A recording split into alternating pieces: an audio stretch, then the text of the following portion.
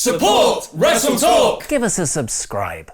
Hello and welcome to the WrestleTalk News. I'm Ollie Davis. And happy All-In Eve, Swaff Nation! Tomorrow, September the 1st, will see the largest non-WWE North American wrestling show in over 2 decades. With matches like Pentagon Jr. versus Kenny Omega, Cody Rhodes versus Nick Aldis, and the potential wrestling return of Neville, who officially parted ways with WWE last week. Follow WrestleTalk on Twitter as we'll be posting live coverage of the show. There's still been no word, however, on the long-rumoured appearance from CM Punk, so CM Punk return confirmed. And All In isn't the only wrestling fun happening this weekend, as it's running alongside the StarCast Fan Convention, which features the biggest names in wrestling podcasts, like Bruce Pritchard, Eric Bischoff, Sean Waltman, and more. And you can watch all their stage shows and over 20 more by ordering your StarCast on Fight Weekend Pass now at fight.tv/StarCast.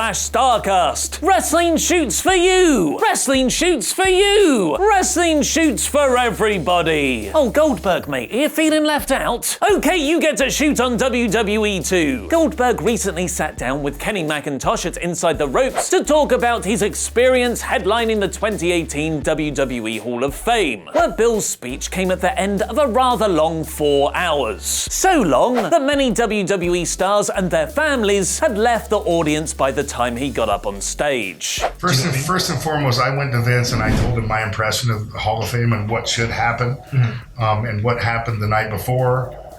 And I don't think it's a justice to the people being inducted. I don't think it's justice to the fans that sit there for 4 hours. I think it needs to be changed completely, right up on its head.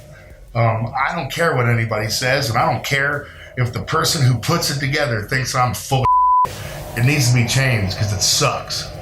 Also, WWE, please reduce the duration of SummerSlam, Extreme Rules, Money in the Bank, WrestleMania, Royal Rumble, actually all major pay-per-view events.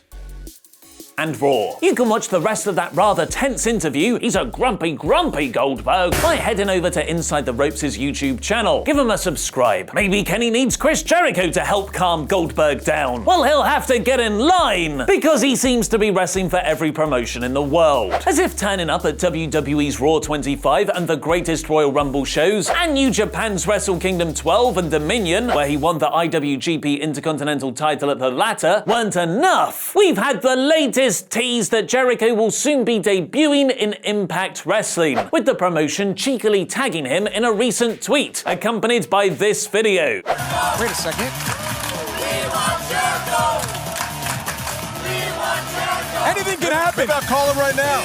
You gonna call him on the phone? I gotta call Mr. Bear. Jericho is good friends with Impact's co-executive vice president and color commentator Don Callis. I am too, he's my best friend. And Y2J has teased himself that he'll be a free agent in 2019. But the WWE to Impact talent isn't all one-way traffic, as there's been some significant moves behind the scenes. The Wrestling Observer newsletter is reporting that Impact's head coordinating producer and video editor James Long has been hired to work in WWE's NXT brand, which Impact are seen as a huge blow. Long worked on the Broken Hardy features with Jeremy Borash and was hailed as a genius backstage. Interestingly, Dave Meltzer notes that the hire of Long and Borash from Impact and other recent backstage hires for NXT are expected to form Triple H's team when he finally takes control of the main roster. And with Vince McMahon's XFL launching in 2020, that could be sooner rather than later.